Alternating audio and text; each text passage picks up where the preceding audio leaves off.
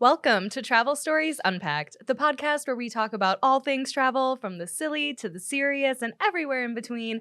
I am your host, Ashley Newton. Thank you so much for joining us as we are going to unpack one of my favorite topics in the world, which is Halloween. And I'm so excited for this because I know Halloween growing up in the United States, all of our traditions, but my guest today is going to shine a light on what Halloween is like in Southeast Asia. So welcome, Annie, back to the show. Hello, always happy to be back on. I think I say that every time, but I truly am. And I am super excited to talk about this. We've talked about this a little bit, just like off the air between us, but we intentionally tried not to talk about it too much so that I'm genuinely going to be learning along with everybody who's going to listen to the podcast. So I'm really excited about that. Yeah, I mean, I think it's so easy for us once we get on a topic that we're both interested in to just go down that rabbit hole. And then we're like, we have to stop ourselves like, wait, we got to save this for the podcast. Yeah. And you even wrote out notes. I did. Have a ton of stuff to talk about. I was hesitant to share them with you, but here we are. I look just a little because I don't like to be too surprised.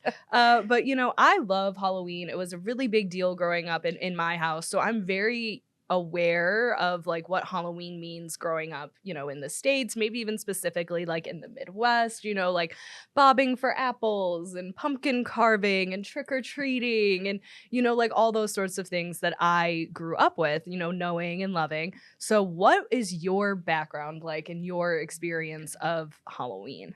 Halloween wasn't really a thing for me growing up, being born in China in the early 90s. It just wasn't a thing. And I didn't know it existed until my family came to the U.S. probably in 93, 94-ish. So about how old were you? Maybe a year, maybe two. And it was a bit of a culture shock, to say the least. We had heard about it, but to actually see it, the first time in person being in the U.S., definitely a culture shock. Okay, so what is your earliest memory of Halloween? Of course, to me, it wasn't really ever about the candy or the pumpkin carving or any of that. It was getting to dress up. So I was like, sweet. So I remember living in Connecticut. We lived by a huge mall, and, shopping malls in the 90s were a whole different thing. Oh, yeah. Kind of miss that, honestly. I know, me too. Right? Especially around Halloween. Yeah. So my sister, who's a few years older than me, took me to go Halloween costume shopping for the first time. And I had never seen this animatronic thing, all the flashing lights. It was honestly both overwhelming and terrifying for me. Yeah. So me being such a bratty kid, I would make my sister Kelly go into the Halloween costume stores to buy a costume for me. And of course I didn't go in. I just wait outside. Yeah. So Which was less scary to you. Being left outside alone is less scary. Not knowing English. Yes. Less scary than going into the scary store. Yeah. And I would make her go in and buy the costume, which of course I didn't try on because I wasn't in the store. She'd bring it out to me and I'd take a look at it. I'm like, I don't like it. Can you get it something else? Yeah. So she would go back in and return the costume, then buy something else. And it was like this for a couple years. And I don't know why she ever put up with it. I'm sorry. Shout out to her, because that's some great sibling energy right there. But also you had to keep in mind, this is before the age of I'll just FaceTime you and you can shop with me. That was really the only way to get it done. Yeah. Did you have any costumes that you did like? I assume you weren't going for scary. No, I think I was the white Power Ranger for 4 or 5 years straight. Power Rangers were a classic costume of the era. Giving myself away in age right now. But the white Power Ranger, I think I was that costume, that character for easily 4 or 5 years. Growing in retrospect now is probably because we couldn't afford a new costume every year. Yeah. But also I love the character, so. No, I feel that because Halloween, I think, was so important to us. And I don't know if it is or if I'm just remembering it that way. But usually we were really lucky and we got to pick out our own costumes. But there were some years here or there where it's all right, we're making your costumes this year. Yeah. And here's a bed sheet, do what you can. Yeah. Or you can go into the costume bin and figure something out. Right. That was definitely a thing growing up. So what else were some shocking moments to you, or maybe major differences? I think hearing some of the Halloween lore, the classic monsters of Frankenstein's monster, just so no one comes at me about saying it incorrectly. Yeah. Frankenstein's monster, Dracula, werewolves, those were all new to me. Oh, wow. Okay. Yeah, I had never heard of those like classic Halloween monsters until I came to the US. And really growing up in China, the only monster I remember from like Chinese folklore growing up that honestly still scares the daylights out of me was a monster that was a cross between a vampire and a zombie. And I have to like take a second because I'm picturing what it looks like in my head, and it's actually Too still scary. It's too scary. So it's like this creature that has like bluish green skin. Normally, if you see it depicted in movies, it's dressed like an imperial royalty garb from imperial China, and it doesn't walk; it hops. Yeah. Which makes it for some reason 1,000 times scarier. Like in my mind, that would almost make it less scary because like that's not how we're used to monsters moving in like the stories I grew up hearing. So to me, it's like, oh, that's like silly. Like, what are you doing? No, But, it's way more terrifying. Yeah. And I realized before I came on this episode, I'm like, I actually don't know the origin of this because I've always grown up watching it in movies, which are now kind of like cult horror movies. Mm-hmm. So I did a little bit of research, and I of course went down this black hole Wikipedia. One of the origin stories I heard about this hopping vampire was so interesting because it's so Chinese. Is we never pass up an opportunity to make some money. Back in the day, like generations back, when laborers would pass away in China, it's really important for them to be buried where they're from. For spiritual reasons. Well, sometimes it'd be 10 miles away, sometimes it'd be 1,000 miles away, but either way, they had to have their body brought home, which was very expensive. And chances are, if they came from a smaller village, they probably couldn't afford it. So people realized, you know what? We can make some money off of this. So they started a profession called corpse walking or corpse driving, where they would pose as priests or some sort of, holistic whatever monk. And they would take their bodies and kind of like hold them up on bamboo sticks and march them home. So from a distance, it looks like the corpses are hopping. And for Chinese people, seeing a dead body is like a really bad omen. Okay. So if the dead are coming, the priest, quotes, would have a gong to warn the villagers that they're passing through. So everyone would avert their eyes. So it was a combination of people not really getting a good look at the dead body and also just being very superstitious that this like I don't know if you can call it a scam because it's still a profession. It went on for a long time. I mean, you gotta think though, that'd be genuinely terrifying. Oh yeah. Like, yeah. like sometimes you hear stories and you're like, oh, like I could see how that got blown out of proportion or whatever. Like, no, that would be a scary thing to witness and could absolutely give birth to an entire legend. Yeah, like absolutely. So that was in practice for a while, and that's, I guess, one of the origin stories, which I'm just cracking up about because it's part theater and part scam and part religion. Yeah, What an interesting thing to come up with. But I never witnessed anything like that. I honestly have never asked the older relatives if they've ever witnessed something like that. When the Communist Party came to power, they actually banned it because of superstitious activity. So that's interesting. But I'm sure if I ever witnessed that in person, I'd probably be traumatized. Yeah, but the legend still persists. Yes. And while we're comparing it to like these classic, like monster tales, it's really not I don't know, to me it's a little bit different because it has like these cultural roots and like significance, and it's not just like something that's been turned into basically a mask. Yeah. You know what I mean? Like where it's like these characters that now we really do only associate this one time a year. Mm-hmm. Even though like Frankenstein, we know like had a much bigger meaning behind that story. Mm-hmm. But now it's like, oh, that's like, just the Frankenstein monster. And it's just like this silly little thing that we associate with this holiday. Yeah, but it's so interesting because I remember a while back you had mentioned something to me about how you think it's so interesting that cultures around the world all have some sort of vampire. They do, right? Yeah. And I'm like, that's really interesting because as I'm reading about this, I'm like, okay, there actually are some similarities, like the reflection thing. Yeah. It's not that they don't like the Chinese hopping vampire zombie thing. It's not that they don't see the reflection. They do. They're just terrified of it. And it's not garlic, it's vinegar that they're severely allergic to. Interesting. Yeah. Yeah. And one of the ways you can stop them is if you take like a talisman written on a sheet of paper, you stick it to their forehead, and they'll just stop moving. That's interesting too, because the more that you get into like monster lures and stuff like that shows up a lot. Like that idea of like doing something to the forehead or like that sort of thing. Right. So that's, I don't know. I get really into these sorts of things. Like I'm really into like scary stories and like, I don't know, all that. So I will do like all sorts of research and rabbit holes, and there are all of these sort of similarities. The most interesting method I read to stop them from chasing you is if you hold your breath, they can't find you. I'm like, that is so terrifying. That's interesting. We grew up with the superstition, and it wasn't like super serious, but like of holding your breath when you go past a graveyard. Oh, or through a bridge or under a tunnel. Through a tunnel. I think railroad tracks were a thing too.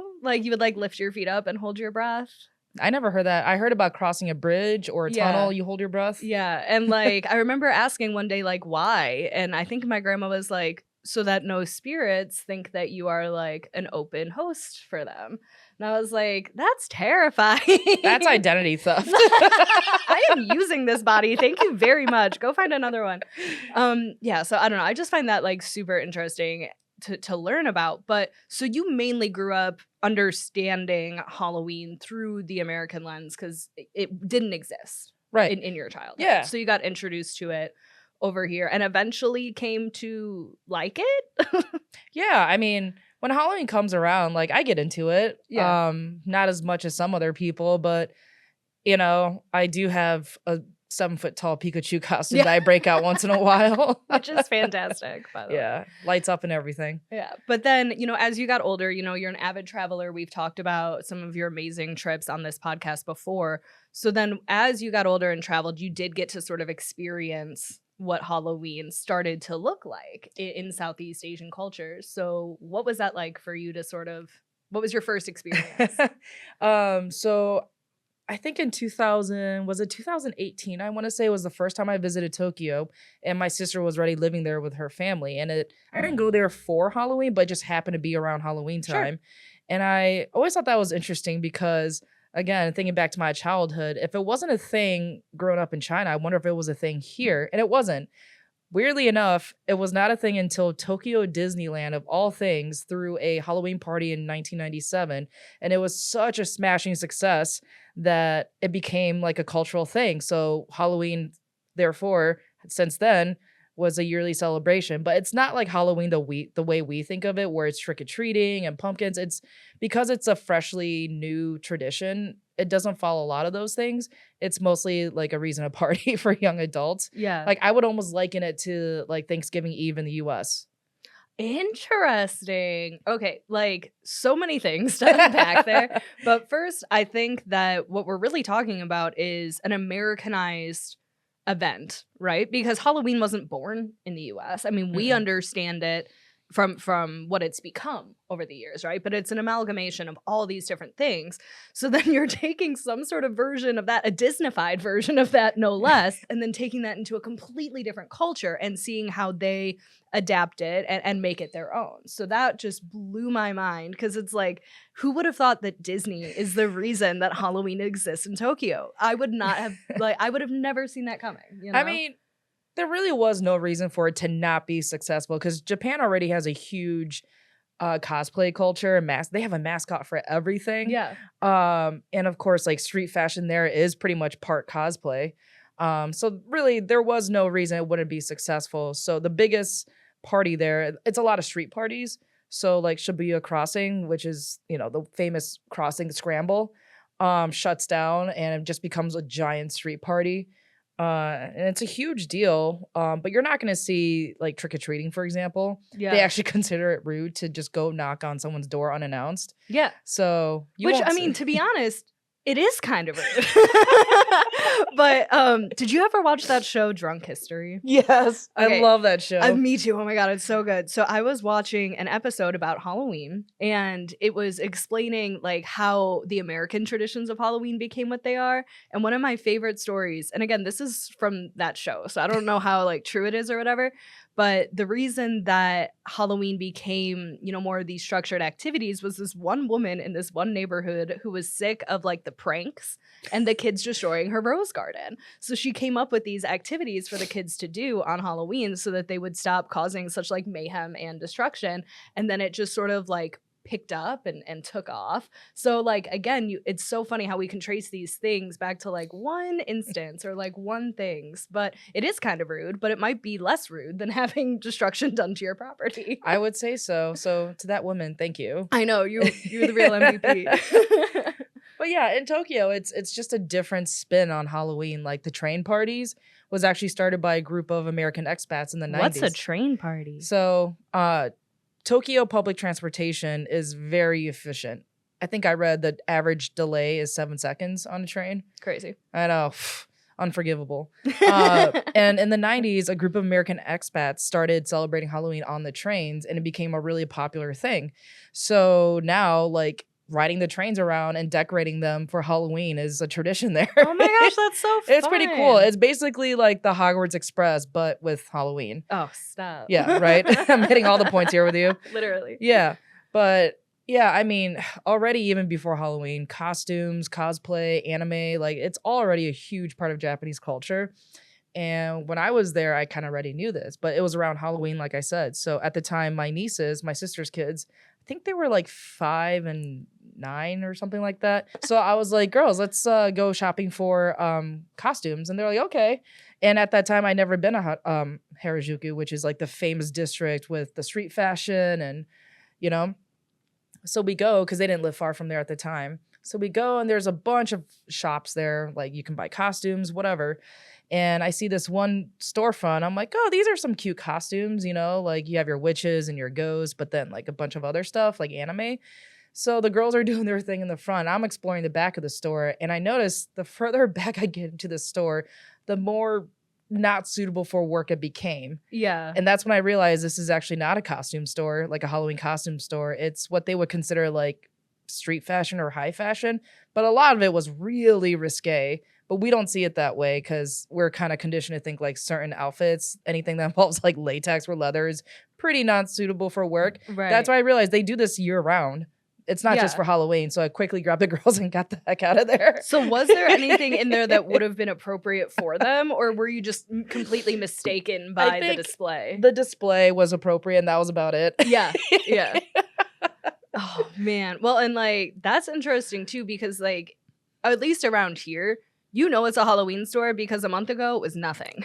Like, you know what I mean? Like they shout pop out to up. Spirit Halloween. Yeah, they pop up in these like vacant things and they're very so clearly like just your depot for all Halloween things. Like you're not just gonna like, I don't know, make that sort of assumption because it's so obvious. It's like, this is where you come to Halloween. So that's another interesting thing. And that I think speaks very much to like how American architecture is and how our cities are. Like they can easily do that. You can easily just pop up anywhere in a building because they're already there.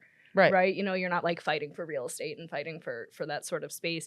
But I am curious, since you said that it was more of a young adult thing, what would the girls do with their costumes if they're not trick-or-treating? I mean, they still get dressed up and go to school and stuff. Oh, okay. Yeah, and it's not trick-or-treating. Like some shops will hand out candy to small kids, but honestly, the kids go to the street parties too. Oh, okay. So it's not like in a the day. rager. No. At nighttime, it can be. Okay. But I think I would be remiss in not mentioning what happened in South Korea. So after that visit to Tokyo, I actually went to Korea as well, South Korea. And all in the same trip? In the same trip, yeah. And so, again, still Halloween time, and I was in Seoul. And at the time, it was 2018. So what had the 2022 thing hadn't happened yet. And it was the exact same thing, honestly. New tradition, like huge street party culture. And I remember one morning I'm riding the train, like it was super early, to the airport. And I kind of dozed off. And some party goers came onto the train after partying all night. And there were these 3 girls dressed as, the ghost from The Ring? Samara. Oh my God. There was 3 of them dressed up like that. And they really committed, like the skin and the hair and everything. And the train must have stopped, and I woke up and I opened my eyes, and right across from me are 3 of them just like staring right at me. I was wide awake after that. Oh, it was just so startling. But also, just a side note, that is the scariest movie to this day. I will not watch that movie by myself. I cannot watch that movie and then go to bed. Like the whole idea, because it still came out while VHSs were still kind of a thing, and the whole thing, I mean, I'm gonna spoil it for you. It's like a 20-year-old movie, so if you haven't seen The Ring, it's based on a Japanese movie. Yeah, which I haven't seen actually. So is but The they Grudge. say it's all better. Like the original versions are better. It's scarier. I But can't even watch like the menu. that because I watched the movie, I was also going to die in 7 days. 7 And days. we rented it. Me and my friend, we were super into a horror movie phase. We rented it from the library. We watch it with my grandma. Like, it couldn't have been more safe or wholesome, like how we were going about it. But that movie still terrifies me. You watched it with your grandma? Oh yeah, she was so down to like watch all the scary movies, like Night of the Living Dead, like Jaws. She introduced me to a lot of horror, and I think she just like she knew that's what we were into. So she was cool. Yeah, I mean, I've never been. I'm terrified of paranormal stuff. Yeah. Even though in real life, like paranormal movies, even though in real life I'm a bit of a skeptic. But going back to Seoul, what happened there in 2022 was, again, the big street party culture. There was a huge crowd surge, which led to this entire thing of like investigations of the police force, the government officials. Like, it was crazy. And I think I read that it was about 100,000 people in this neighborhood, and a crowd surge happened, and 159 people were killed. Oh my goodness. With 196 more injured. And that was in 2022, right? So when I went back to Tokyo to visit my sister again in 2023, I kind of asked her about it, and she said, honestly, ever since, like, the street parties have been very subdued. It like almost muted. The Shibuya crossing thing doesn't happen anymore. It's highly discouraged. And even now in Seoul, it's a very somber day. Like, people are very careful about celebrating Halloween now because of it. It was the first major gathering post-COVID and social gathering mandates. So they were expecting a large crowd, but you can never guess when something like that happens. Yeah. When you go to Tokyo now or Seoul, you're not really going to get that same jovial feeling as you would pre-2022 because of what happened. Yeah. So. And what I think is so interesting about this to me is, like we were talking about earlier in the episode, is you're watching the real-time impacts of a new culture taking on a tradition, right? And taking on these things and making it their own, and then reacting to that and being like, actually, this did not work for us, or we're not going to continue down this path because this was too tragic and it's not worth it. And like, that to me was just so fascinating to learn about, and what I think is kind of important when we're having these global discussions about something as, I don't want to say commonplace as Halloween, or it might not immediately ring that it's going to be serious, and then you hear about these events and these impacts, and then even more importantly, the changes that were made afterwards. And that's what I think is just so fascinating. Right. And it's interesting too, because theme parks are a little bit more popular in Seoul than they are in Japan, even though, well, I should say Tokyo, even though Tokyo Disneyland was really the thing that started it all, which is crazy. But theme parks now are starting to get back into a little bit, especially with the success of like Squid Game. That became a big draw around Halloween time. People dressing up as the players or the doll or whatever. That it's starting to come back. Yeah, but definitely celebrated with a bit of melancholy, I guess. That, I mean, it is crazy, like what happened. I read that witnesses were saying there were piles of people 15 feet tall. Oh my God. Like, it's crazy. So I guess this just goes to show, like, if you are traveling, whether it's, if it's going to be a big party like Oktoberfest or whatever else, just be mindful that really these things can happen. You don't even have to be traveling for these things to happen. Like, do you remember whatever concert it was with Travis Scott? Yeah. That things happen here. So. No, absolutely. Absolutely. It's not unique to any one place. And like you said, it's honestly not even fully predictable. Like, any certain chain of events can go off and lead to something like this, unfortunately.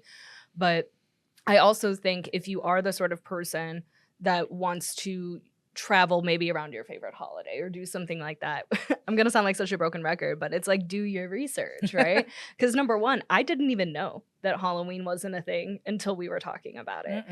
It would have never occurred to me. So then if I were to see like an old post or an old video from like the parties before they were either minimized or, reduced completely in some places, I would have that idea in my head if that's what it's always going to be like. You know what I'm saying? Even though there was this huge event that happened that changed everything. So it's just important that you understand the cultural context of the places that you're going. So like, even though I love Halloween so much, if I were to be traveling in these places where it's become more of a somber day, Mhm. I wouldn't still walk around like I would in the US on Halloween. You know what I'm saying? Like face painted and like Right. handing out candy because that would be Right. wildly inappropriate. So Yeah. it's like you gotta take the time to learn that. But overall, I still do think that it is almost like a really interesting case study to see how our culture, which again was an amalgamation of all these other different cultures and things around the world, is then it goes here and then it changes and it finds a way to make sense, you know, for the people living there. Especially post-COVID.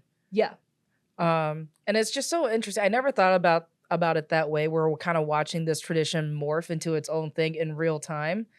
And I love talking to like my nieces about it because they get super excited for it really every year. They've lived in Tokyo now for a good part of their lives. They're still really young. So to them, it's not like they've never not known Halloween. They just don't know Halloween, even at their age, the way we do now. Yeah. And it's so interesting to hear their takes on it. What I know they're not here and you don't want to like speak for them, but how do you think their view on it is different than your view on it growing up? Well, my view was I'm just going to do these things because I'm trying to fit into the American culture. Yeah. Whereas they're a little bit more rebellious. They like to stand out, which I love for them. And they're just so creative and they're their own people. You know, I think one year I saw a photo of my older niece as Wednesday, which I thought was hilarious because this is before Wednesday came out on Netflix. Yeah. So she was way ahead of the curve. Well, and again, those are like really, again, before the resurgence, like that was old. Like that's what we grew up with. Right. So then to watch the next generation sort of own it and make it their own, I Mhm. mean, to me, that is sort of the fun of Halloween. And it also ties back into its roots, I think, which is lore, Mhm. right? Or I'm saying that right? I always want to say lure, but lore. And that is how we get these fantastical stories that inspire these, you know, Mhm. amazing costumes and themes and all of those honestly deep conversations that I think was sort of the point of Halloween and its origins in a lot of places, was to deal with these heavy conversations of, you know, life and death and the veil and all these things. And now we have like plastic pumpkins and ghosts and candy. So it's like, I mean, that is the natural progression of it, right? yeah. But it's just, I don't know, super interesting to me as a Halloween fan, as a travel fan, to be able to look at this and sort of see all these moving Mhm. pieces and know that we're not even at the finished product, right? Everything's constantly evolving and changing. Well, one thing that hasn't changed is I'm still really scared to go into Halloween stores. I'll go into them, but I just try not to turn around too quick on corners because there's a lot of motion activated stuff now. I've never So- felt more at home than when I am in a Halloween store. I blame Usually it on sad. I blame it on the animatronic grandmother Willow at Rainforest Cafe for instilling this trauma in me of Yeah. moving things that should not move. I did used to have like a weird fear of mascots. So like I don't know where that came from. I don't know when it left. But I get it. You know what I mean? Like it can still be a little creepy. But have you done a haunted house? Do I share this story? Do I not? Yeah, I'll share it. Okay, let's do it. So I've only done a haunted house once, and I was so against it because my friend Felicia, she's like, "Come on, let's go! Like, it's so much fun." I'm like, and she was trying to drag me to like this, I don't know, like cheap haunted house in a strip mall. Like, it was not like a haunted house, you know. I'm like, no, I'm not gonna waste money for tacky costumes, Right. and you know what I mean. So finally, she convinces me to go, but I'm like, "You're paying for me." She goes, "Fine." I'm like, "This is so stupid," and like the movie It, the first one just came out, like the remake. So That was a while ago. Oh really? Yeah. that was like last week. Okay. So of course Halloween was even bigger than the years before because of the movie It. She drags me to this haunted house strip mall that probably used to be a Blockbuster's. Right. And we're walking through this thing. It's like her, me, and like a couple of our friends. And there's this clown behind me, like chasing me, you know, trying to scare me. And I've had a few tequila shots in me, okay? So I'm like, this is so dumb. I'm like laughing or whatever. But then this clown starts following me. He's like, "Get back here." I'm ignoring him. He's just trying to troll me. He goes, "I like Chinese food." I'm like, "Excuse me?" You're telling the story, and then as soon as you get to that part, I'm like, oh no, she's told me this Yeah. before, and it's so I'm like, awful. "Excuse me?" Like, I'm like, so I ignore it. We finish going through the whatever haunted house. And I kind of have to laugh because I look at Felicia. I'm like, you just paid $30-something to take me to a racist ex-Blockbuster haunted house in a strip mall. I hope you remember this. And did she know what you were talking about? No. Right, she didn't Because I was at the back of the group. So never again. I would have been mortified if I was that friend that dragged you there. Like, I still hold it over her head. I mean, you kind of have to. Yeah. Like, Once in a while, I like to bring it up. Like, she's got 3 kids now. I'm like, remember that time? I'll tell you about the time your mom took me to a racist haunted house. Oh my God. It's just so beyond. Because, like, I don't know. I'm thinking, oh, maybe they touched you or something. Nope. Yeah. Like, So to answer your my question, God. no, I don't want to go to a haunted house ever again. Yeah. That's very fair. That's fair. Let's just end there. I'll leave it on that note. Felicia, if you're watching, I forgive you, sort of. until you want to use it again. Yeah. Then, keep that in the back pocket. Gosh, yeah. So as much as I love American Halloween, that's minus a lot of points. That was not. I think the kids say the aura just went the aura points. Is that a thing now? Minus aura points? It is, but if we start saying it, it won't be. No. They'll abandon it. Then we would definitely lose aura points. How you doing, fellow kids? Oh my God. Yeah, we're youths. Don't even worry about it. Oh goodness. Okay. Well, Annie, thank you for shedding, some light on Halloween in your very unique perspective, right? And your travels throughout the world, and somehow amazingly through it all, the fact that you can even like Halloween remotely is super cool to me. Like, good for you. Maybe I just like scaring children. That's do that year round. That's really what this holiday is all about. Scaring children and trauma. There you go. Yeah. Well, as always, we want to know your stories and your opinions. So if you've ever traveled for Halloween, or if you know what it's like in different parts of the world, we would love to hear all about it. And you can share that with us in the comments, anywhere on social media using hashtag Travel Stories Unpacked, or you can find us on Reddit if you like to be a little bit more anonymous. And then keep coming back, because we're going to keep unpacking more fun things about travel, especially during the month of October. We have some really fun stuff lined up for you guys. And then, as always, this podcast is brought to you by KHM Travel Group, a leading host agency for independent travel agents. Go to khmtravel.com to learn more.